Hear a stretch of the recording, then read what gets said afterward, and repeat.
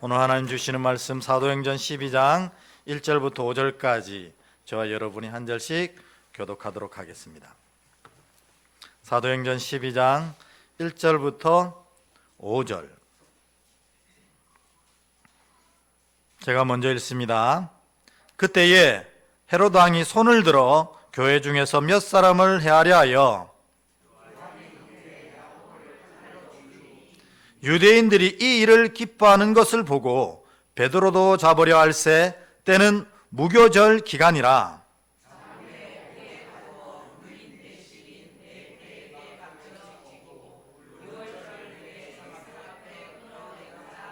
함께 읽습니다. 이에 베드로는 옥에 갇혔고 교회는 그를 위하여 간절히 하나님께 기도하더라. 아멘. 감사합니다. 우리 앞뒤로 먼저 감사합시다. 우리 했잖아요, 그죠? 그래서 옆에 계셔 주셔서 또 이 예배에 함께 해주셔서 감사합니다 하고 최소한 4분 이상에게 감사합니다 인사하겠습니다. 시작. 감사합니다. 감사합니다. 감사합니다. 감사합니다. 네. 감사하면 틀림없이 하나님께서 그 감사의 은혜를 우리에게 주십니다. 왜냐하면 감사는 하나님의 은혜를 내 삶에 묶는 하나님의 귀한 방법이기 때문에 그렇습니다. 그래서 여러분, 감사할 일이 없다 진짜로 없습니까? 여러분 구원받으셨잖아요. 그보다 더 큰 감사가 어디 있습니까? 또 여러분 구원뿐만 아니라 오늘 조금 이따가 얘기하지만 성령을 선물로 받으셨잖아요. 그래서 여러분, 믿는 자는 능치 못함이 없습니다. 왜냐하면 사람이 힘이 있는 것이 아니고 이 사람 안에 있는 성령께서 그 일을 하게 하시기 때문에 그렇습니다. 우리 지난주에 우리 뭘 배웠냐면 성령 세례와 성령 충만의 의미가 뭔지 그걸 우리가 배웠거든요. 여러분, 성령 세례란 게 뭐냐면 성령께서 우리에게 임재하시는 겁니다. 그럼 임재하셔서 뭐 하시냐면 세례 주실 때 이 세례를 통해서 이제 성령이 임자에 사시는 것을 성령 세례라고 부르는데 이 성령 세례를 통해서 뭘 주십니까? 믿음을 주시잖아요. 믿음. 그래서 이 성령님을 통해서만 우리가 예수를 그리스도로 고백할 수 있거든요. 예수를 그리스도로 고백하면 어떤 일이 일어납니까? 구원받지 않습니까? 구원에는 다른 어떠한 조건이 없습니다. 왜냐하면 다른 어떠한 조건을 갖다 붙일 만한 사람이 한 명도 없기 때문에 그렇습니다. 저와 여러분 다 구원에 다 부족한 사람들이에요. 우리의 생각들 조금만 살펴보면 믿음 없는 생각으로 가득 차 있지 않습니까? 우리의 말하는 것 조금만 나누어 보면 믿음 없는 말로 가득 차 있어요. 하물며 우리의 행위는 어떨까요? 참 어리석습니다. 이런 것들로 구원의 조건이 안 되기에 예수께서 십자가 지시고 그 능력으로 믿는 자 모두를 구원하여 주신 것입니다. 근데 사실 이 사실이 믿어지느냐 안 믿어지느냐 그게 제일 중요하거든요. 근데 성령께서 우리에게 임재하셔서 믿음을 주시면 믿어진다는 겁니다. 이거를 신학적으로 성령 세례다 이렇게 하는 겁니다. 그러니까 예수가 믿어지는 모든 사람들은 이 성령 세례를 받은 것입니다. 성령 세례를 받았다면 뭘 허락받았다는 거예요? 구원을 허락받았다. 여러분 성령 세례 받으셨습니까? 이 말은 나는 예수 믿습니다 하는 뜻이거든요. 그러면 충만은 뭐냐? 성령 세례는 구원을 허락하지만 성령 충만은 그 믿음의 능력과 역사를 일으키는 힘을 하나님께 허락받는 거예요. 그래서 성령 충만이란 단어 자체가 뭐였어요? 하나님의 것을 내 안에 하나씩 채워가는 일, 이게 성령 충만이었어요. 그래서 하나님의 것을 내 안에 채우면 그 능력이 나타나게 되어 있다니까요. 사랑을 내 안에 채우면 사랑의 능력이, 기쁨을 내 안에 채우면 기쁨의 능력이, 감사를 내 안에 채우면 감사의 능력이 나타날 수밖에 없는 게 성령 충만의 역사입니다. 그러니까 일부의 부흥사들이 성령 충만을 놀라운 하나님의 경험, 이거 아닙니다. 성령 충만은 하나님의 것을 내 안에 하나씩 채워가면 나타나는 하나님의 역사가 성령 충만인 겁니다. 그래서 이 성령 충만이 이루어질 때 하나님의 능력, 역사를 내 삶을 통해서, 내 기도를 통해서 이루어가게 되는 것입니다.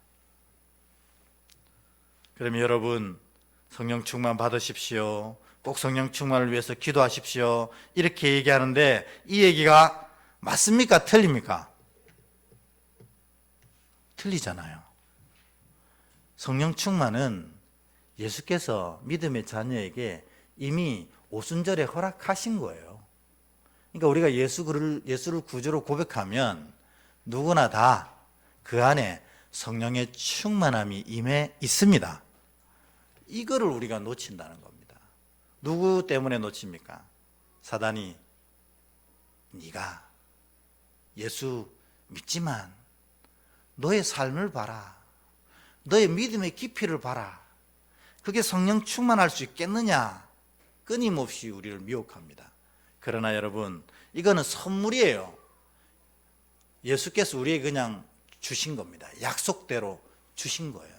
그래서 예수를 구주로 고백하는 모든 자에겐 이미 성령 세례뿐만 아니라 성령의 충만함도 같이 주셨다는 사실, 여러분 꼭 믿으시길 축원합니다.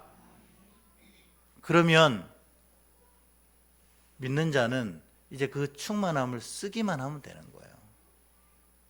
그래서 여러분 안에 이미 성령이 충만해 계시기 때문에 지금부터 쓰시면 된다는 거예요. 뭘로 쓰는 거죠? 뭘로 써요? 기도로 쓰시면 됩니다. 그래서 믿음의 자녀에게 가장 중요한 것이 뭐냐면 항상 기도하는 것입니다. 어떤 일에도.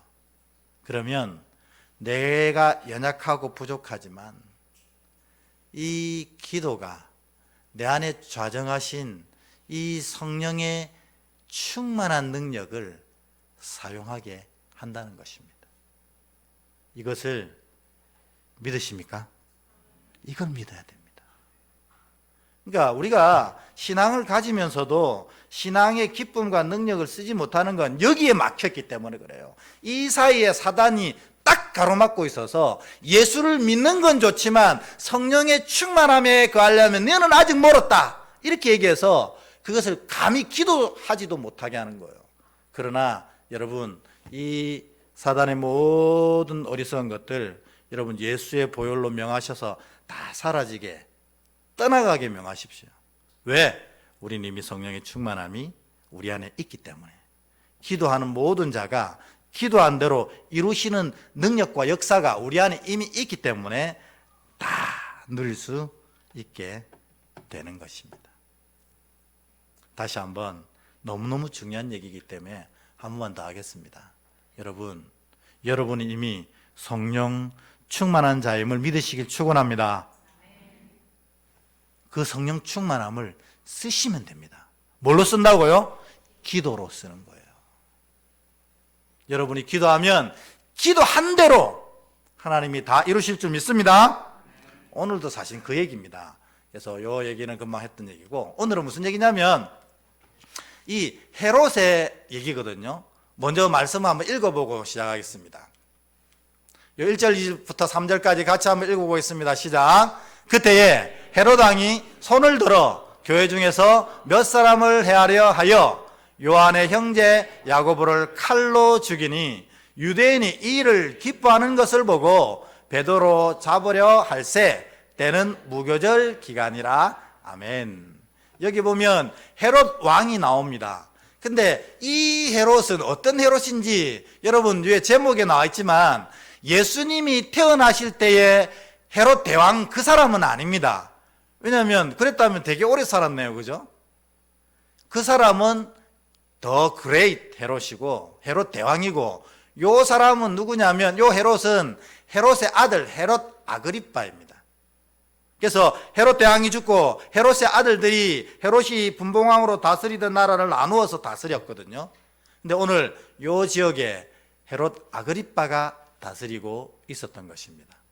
근데 이 헤롯 지방은 대대로 이 엄청난 부자였대요. 그래가지고 이 돈을 가지고 로마 정부와 직접 관계하면서 그 로마 정부로부터 인정받아서 이 유대 지역의 분봉왕으로 인정될 정도로, 분봉왕으로 임명받을 정도로 정말 돈과 정치력이 대단한 집안이었습니다. 그런데 이 헤롯 집안이 이 분봉왕이라는 건 결국 뭡니까? 월급 왕이잖아요. 임명받은 왕이기 때문에 그 지위가 탄탄하지 않습니다. 그러기에 늘 로마에 아부하고 로마가 기뻐하는 일만 하려고 애를 쓰는 게 이 헤롯 집안의 일이었습니다. 그런데 또 이 유대 지역의 분봉왕이 딱 되면서 또 눈치 보는 사람이 로마 말고 또 한 부류가 더 있었어요. 누구를 눈치 보냐면 이 유대인들 눈치를 또 보는 겁니다. 여러분, 헤롯 왕은 왜 유대인들의 눈치를 봤을까요? 이 헤롯 왕 족속의 근원이 어딘 줄 아세요? 유대인들은 야곱의 족속이잖아요. 근데 이 헤롯 집안은 에서 족속이에요. 에서. 야곱의 친형이었던 에서 족속이 이 헤롯 왕의 원류입니다. 그러니 에서 족속이 야곱 족속의 왕이 되었으니 이 야곱 족속이 얼마나 자존심 상하고 믿겠어요. 그걸 누구보다도 잘 아는 게 헤롯 왕이었거든요. 그러니까 헤롯 왕이 하는 일들은 로마의 눈치를 보면서 하는 일도 있지만 또 유대인들의 눈치를 보면서 하는 일들이 진짜 많았어요. 오늘 그들의 눈치를 보다가 이들의 환심을 사기 위해서 하는 일이 뭐였냐면 요한의 형제 야고보, 주의 제자잖아요. 요한의 형제 야고보를 옥에 가두고 또 그의 목을 칼로 자르는, 칼로 베어 죽이는 그런 안타까운 일을 하게 된 겁니다. 근데 그렇게 해보니까 어때요? 오늘 본문에 보면 유대인들이 눈에 가시 같은 야고보를 칼로 죽이니까 얼마나 좋아합니까? 그러니까 이 헤롯 아그리빠가 힘이 나는 거예요. 우와, 유대인들이 좋아하네? 그러면 더 큰 선물을 줘야겠다 하고 이 예루살렘 교회 지도자, 요즘으로 치면 담임 목사였던 베드로를 붙잡아서 옥에 가둔 겁니다. 신이 난 거죠. 근데 여러분, 이 사도행전을 보면 베드로가 몇 번 옥에 혹시 갇혔는지 아세요? 총 3번째예요, 지금. 넘어가 볼까요? 오늘 4절 말씀 한번 같이 읽겠습니다. 시작. 잡음에 옥에 가두어 군인 4팩에 맡겨 지키고 6월절 후에 백성 앞에 끌어내어 내고자 하더라. 아멘. 여기 보면 사도행전 4장 3절에 보면 베드로가 한번 투옥됩니다. 그리고 또 놀랍게 하나님의 역사와 은혜로 풀려나게 돼요. 그런데 또 사도행전 5장 18절에 보면 또 투옥됩니다. 그런데 그때도 또 하나님의 놀라운 역사로 베드로가 또 풀려나게 됩니다. 이 사실을 헤롯 아그리빠가 너무 잘 알았던 거예요. 이제 유대인들 기쁘게 하려고 헤롯을 잡아 가두긴 했는데 또 이 헤롯이 지난 2번처럼 풀려나 버리면 이 자기 체면이 말이 아니고 또 헤롯을 이 베드로를 가두었던 것이 하나님 보시기에 악한 일이라는 것을 드러내야 되기 때문에 이 아그리빠 고민이 너무 많았어요. 그래서 이번에는 절대로 헤롯을 놓치면 안 되겠다 싶어가지고 헤롯 한 사람을 지하 감옥에 가두고 4명을 지키게 하는데 어떻게 지키냐면 2사람은 아예 헤롯하고 감옥 안으로 들어가게 합니다. 그래가지고 착고를 하나씩 서로 차는 거예요. 하나는 베드로 발에, 하나는 자기 발에, 또 왼쪽도 베드로 발에, 하나는 또 자기 발에, 이렇게 같이 감옥에서 착고를 메고 있게 하고 또 나머지 2명은 이 감옥 입구를 지키게 하고 이래가지고 이중으로 베드로를 지키는 거예요. 그리고 얘들이 또 지키다 보면 졸 수 있잖아요. 졸지 못하게 내교대로 6시간씩 돌아가면서 지키게 했습니다. 대단하죠. 헤롯 아그리빠가 정치력이나 이런 일을 하는 것들은 참 대단했던 것 같습니다. 그런데 여러분, 우리가 결과를 다 알지만 이 인간의 여러 가지 술수가 하나님을 이길 수 있습니까? 없지 않습니까? 인간은 인간이고 하나님은 하나님이십니다. 이게 믿음이거든요.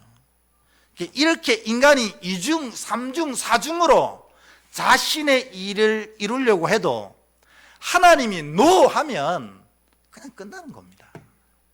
그러니까 믿음의 인생이라는 건 뭐냐면 인간의 술수를 삼중, 사중 하려고 애쓰는 것이 아니고 이 일이 하나님이 예스 하시는지를 살피는 것이 믿음의 마음이고 믿음의 일이라는 겁니다. 그러니까 여러분, 앞으로 여러분들 뭔 일을 할 때에 여러분들 지혜와 경험과 지식과 판단 이런 것으로 어떤 일을 결정할 수는 있으시지만 믿음의 자녀는 절대로 놓치지 말아야 할 건 뭐냐면 이걸 하나님이 예스 하시는가를 살펴봐야 된다는 거예요. 왜냐하면 하나님이 노 하시면 우리의 많은 수고와 노력이 아무런 의미가 없기 때문입니다. 오늘 베드로가 그랬지 않습니까? 다음 말씀을 읽어보겠습니다. 이거 좀 넘겨봐야겠네. 한 번 더. 네, 7절까지. 자, 우리 두 절 말씀 같이 한번 읽어보겠습니다. 시작. 헤롯이 잡아내려고 하는 그 전날 밤에 베드로가 두 군인 틈에서 두 쇠사슬에 매여 누워 자는데 파수꾼들이 문 밖에서 옥을 지키더니 호련히 주의 사자가 나타나며 옥중에 광채가 빛나며 또 베드로의 옆구리를 쳐 깨워 이르되 급히 일어나라 하니 쇠사슬이 그 손에서 벗어지더라. 아멘. 하나님이 노 하시니까 아그리빠가 2중, 3중, 4중으로 이 일을 막아내려고 해도 아무 소용이 없었던 것입니다. 여러분, 그래서 믿음은 이 일에 대해서 하나님이 오케이 하시는지 하나님이 노 하시는지를 깊이 살피는 것입니다. 근데 6절, 7절을 하나씩 이렇게 살펴보면 이 6절에 보면요, 하나님이 베드로를 부르실 때에 베드로는 지금 뭐 하고 있었습니까? 자고 있었어요. 이게 어떤 분은 요거 보고 그렇게 얘기합니다. 야, 베드로는 믿음도 좋다. 옥에 갇혀가도 잠자네. 그런데 사실 사도행전 이 12장 6절이 이야기하려고 했던 건 뭐 베드로의 믿음이야 뭐 말할 것 없죠.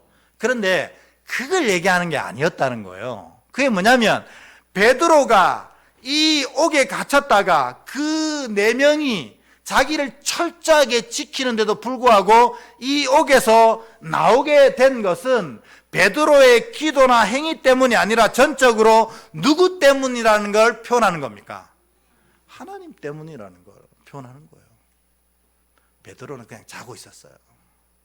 근데 하나님이 베드로를 풀어주시려고 베드로 옥에 임하셔서 베드로를 깨우시는 겁니다. 이를 딱 증가하는 단어가 뭐냐면 이 다음 7절에 보면 나옵니다.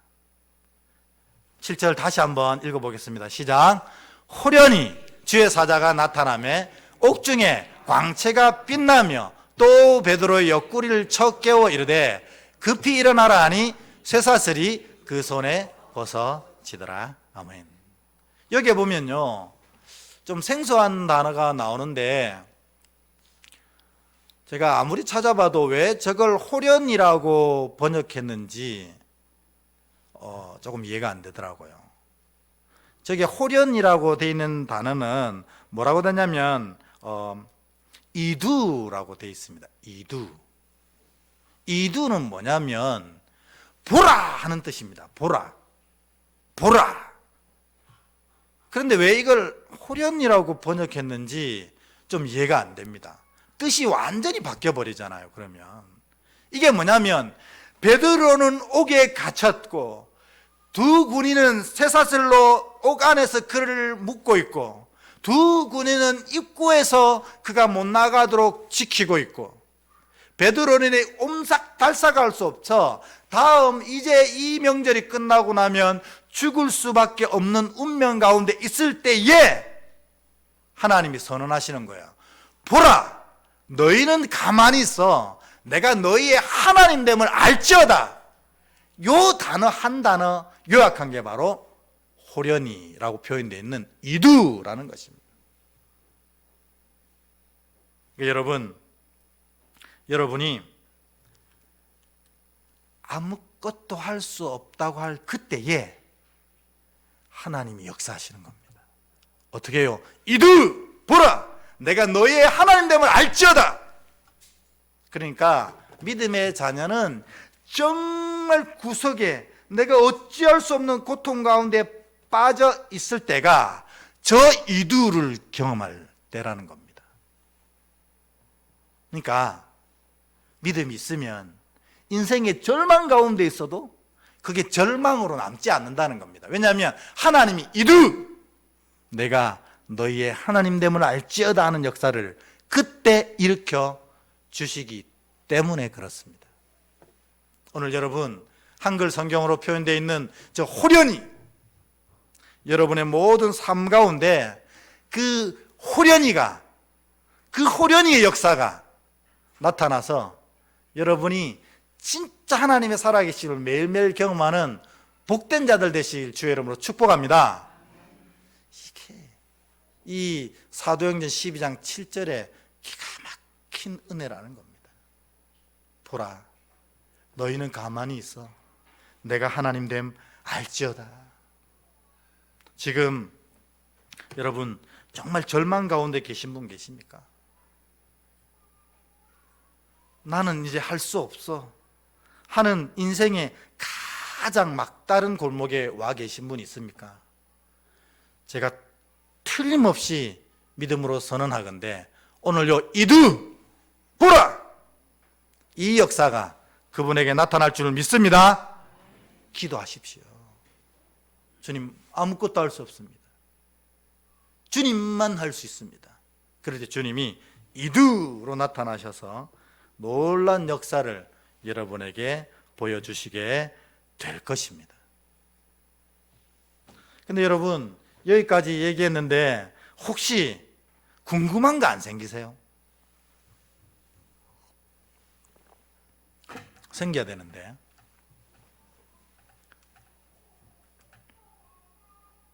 왜 야고보는 죽이시고 베드로는 살리시지? 똑같은 사도잖아요. 안 궁금했어요? 베드로는 그냥 3번이나 옥에서 막 끄집어내시고 놀란 역사를 일으키시 살리시는데 야고보는 한 번 잡혀가지고 바로 죽었어요. 하나님도 이거 편애하시나? 궁금 안 하셨어요? 되게 궁금했거든요. 베드로에겐 아직 그가 해야 될 사명이 있었다는 것입니다. 여러분, 제가 전에도 잠깐 말씀드렸지만 저도 어린 때 사명 받는 날 급성폐렴으로 42도까지 올라서 죽어버렸습니다. 의사가 숨을 거두었어요 하고 흰천을 딱 덮었을 때 제가 주님을 뵀거든요. 천국 입구에서. 그리고 주님이 야, 너 아직 할 일이 남았는데 벌써 오면 어떡하니 하고 저를 다시 돌려보내셨거든요. 그래서 그 뒤로 제게 죽음의 수많은 위기를 겪었는데 아직까지 죽지 못했습니다. 왜냐하면 저는 딱 그렇게 한 가지 생각합니다. 아직 내가 이 땅에서 해야 될 일이 있구나. 여러분, 사명 있으면 죽을 수도 없습니다. 하나님께서 베드로를 살리신 것은 베드로를 더 사랑하고 야고보를 미워해서 야고보는 죽이고 베드로를 살리신 게 아니고 야고보는 그 사명을 다 감당했던 것 같아요. 그러니 하나님이 불러가신 거고 베드로는 아직 그 사명을 감당 못하고 있던 거예요. 그러니까 그를 살려주신 거라는 겁니다. 그러면 여러분, 야고보가 더 행복합니까? 베드로가 더 행복합니까? 여러분, 그러니까 우리가 이게 이 땅에서 오래 사는 거 뭐 행복하다고 생각하시면 착각이라는 거예요. 여러분, 사는 게 안 쉽잖아요. 힘들잖아요. 나는 가만히 있어도 뭔가가 와서 나를 괴롭히고 힘들게 하는 경우가 얼마나 많습니까? 사는 게 더 힘들어요. 하나님 나라에 지금 야고보가 그때 베드로는 그 고생을 하고 있을 때 야고보는 하나님 곁에서 그 천국의 은혜를 누리고 있거든요. 그러니까 여러분, 이런 믿음의 눈으로 보면 야고보가 더 행복한 거예요. 근데 우리는 하나님 왜 야고보는 죽이시고 베드로는 살리십니까? 너무 편애하신 거 아닙니까? 아닙니다. 사명을 마친 자가 더 행복한 겁니다. 그래서 기독교 장례 예식에 보면 이 대부분 울지 않습니다. 우는 건 그것 때문에 울거든요. 내가 이분께 제대로 못 해드린 사람이 많이 울어요. 그러니까 아쉬우니까 우는 거지. 그거 외에 기독교 장례식은 축제입니다. 왜 그래요? 지금 저게 누워 계신 분이 우리보다 더 행복하기 때문에. 왜 행복합니까? 주님 보고 있거든요. 날빛보다 더 밝은 천국에서 그 은혜 누리고 있거든요. 그래서 그분이 죽음으로 설교하는 거예요. 나는 지금 주님 옆에 있으니 너희도 믿음을 아름답게 지키고 빨리 천국으로 오너라. 그러니까 여러분, 이렇게 믿음의 눈으로 우리의 삶과 믿음의 역사를 바라봐야 그것을 바로 볼 수 있다는 것입니다. 궁금해서 이 얘기를 좀 나눠봤고요.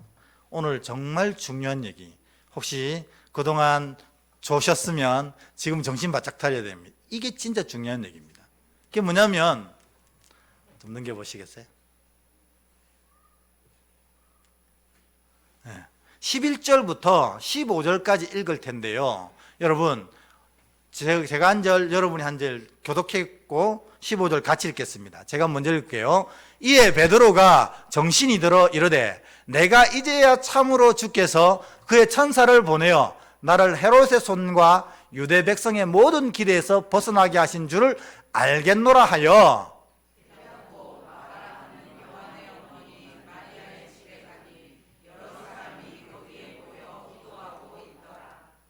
베드로가 대문을 두드린데 로데라 하는 여자아이가 영접하러 나왔다가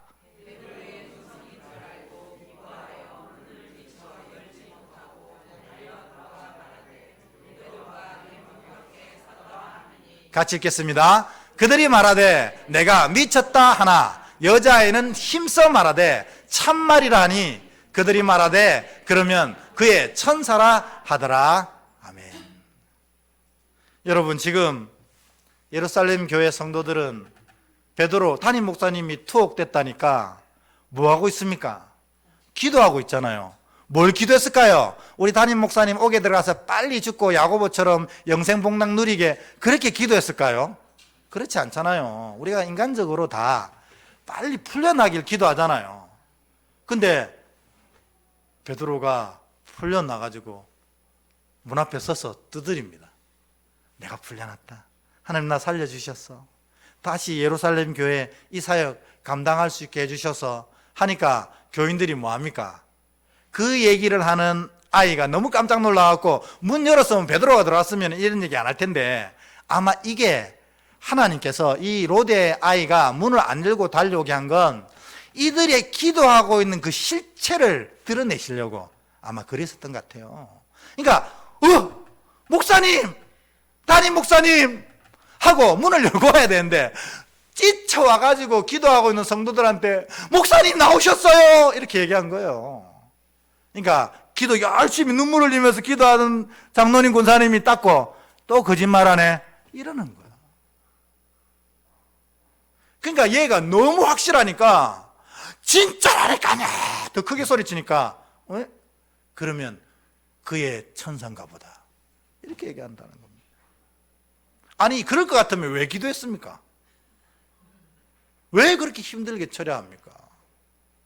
이게 사실은 주님이 이 로데라는 아이를 통해서 문을 안 열었던 건 정말 이걸 폭로하시려고 했던 것 같아요.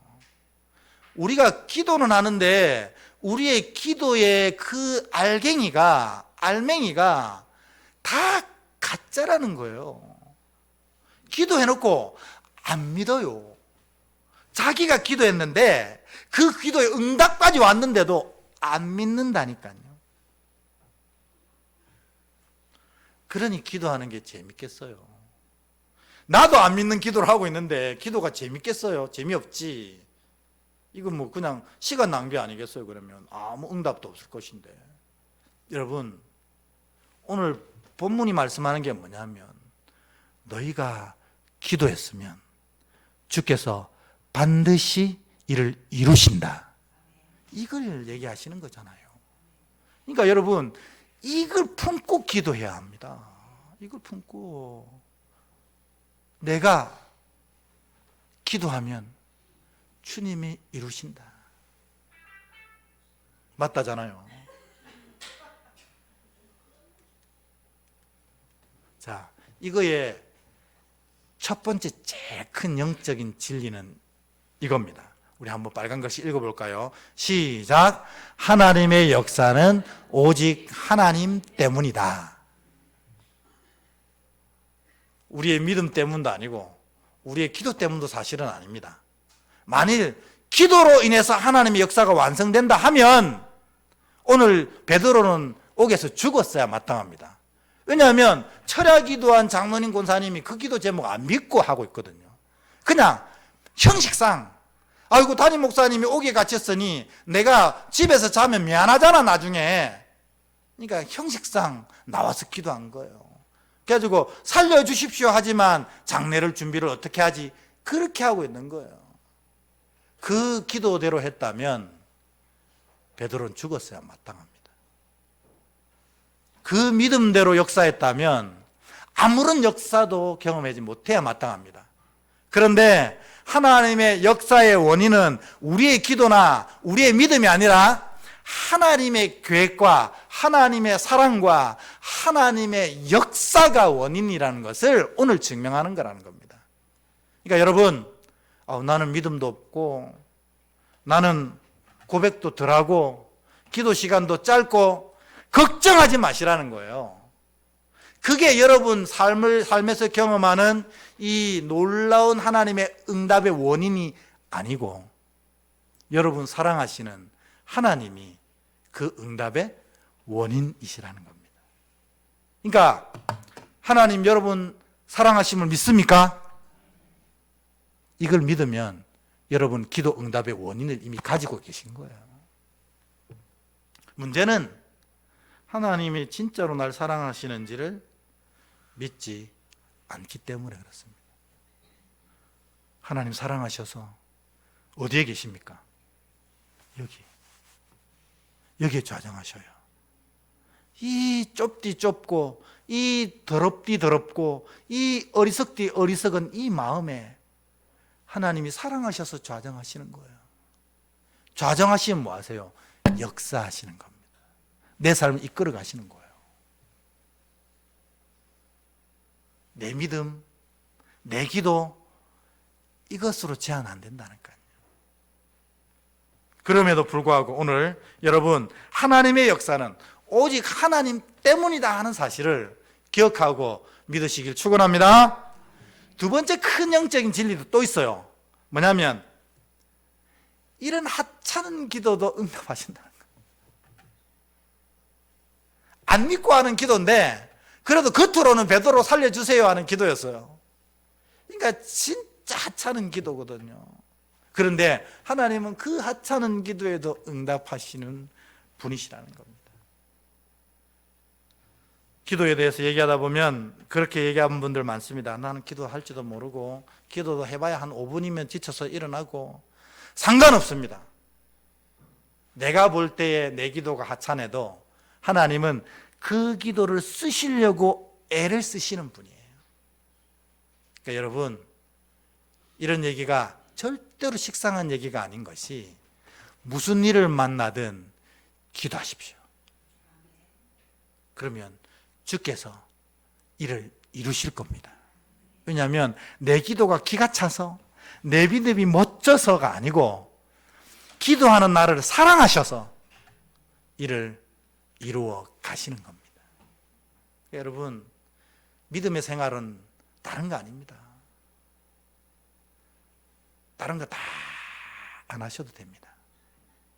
믿음의 생활 제 1번은 뭐냐? 기도하는 것이 있는 거예요. 왜? 기도하면 좌정하신 그 하나님의 놀란 은혜를 내가 기도 때문에 이루어지는 건 아닙니다. 그런데 기도하고 있으면 하나님의 역사가 이루어지는 걸 내가 깨닫게 되기 때문에 그렇습니다. 그런데 주께서 이런 놀라운 약속도 주셨지 않습니까? 같이 읽어보겠습니다. 시작. 그들에게 이르기를 여호와의 말씀에 내 삶을 두고 맹세하노라. 너희 말이 내 귀에 들린 대로 내가 너희에게 행하리니. 아멘. 그러니까 여러분, 내 기도도 어리석고 내 믿음도 어리석어도 주님께 기도하면 주님께서 네 말이 내 귀에 들린 대로 응답하신다, 이렇게 선언하셨지 않습니까? 말씀이 있기 때문에 주님도 거절 못하십니다. 근데 왜 저렇게 하십니까? 제1 원인이 뭐냐? 기도하는 우리를 주께서 너무도 사랑하신다는 겁니다. 오늘 말씀 맺겠습니다. 두 가지. 하나님이 역사하시는 원인은 오직 하나님 사랑 때문입니다. 그러니까 그 역사를 경험하는 자들은 다 어떤 자들이냐? 하나님이 나를 사랑하신다는 걸 믿는 자들입니다.